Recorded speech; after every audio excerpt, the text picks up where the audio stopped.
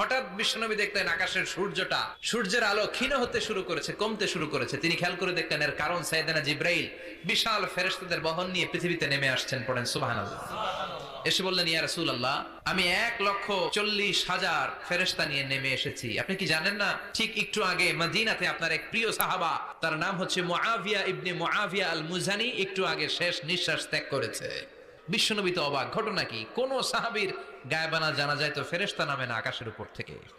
বিশ্বনবী জিজ্ঞেস করলেন, জিব্রাইল, কোন সাহাবীর গায়েবানা জানা যায়? তোমরা আকাশ থেকে এত ফেরেশতার বহর নিয়ে নামো নাই? কি এমন আমল করেছে আমার মুআবিয়া? কি এমন ভালো গুণ ছিল, ভালো আমল ছিল, যার কারণে আরশের উপরে তার এত সম্মান? আপনার এই প্রিয় সাহাবী হাঁটতে বসতে চলতে ফিরিতে সব সময় পড়তো কুল হুয়াল্লাহু আহাদ আল্লাহুস সামাদ লাম ইয়ালিদ ওয়া লাম ইউলাদ ওয়া লাম ইয়াকুল লাহু কুফুয়ান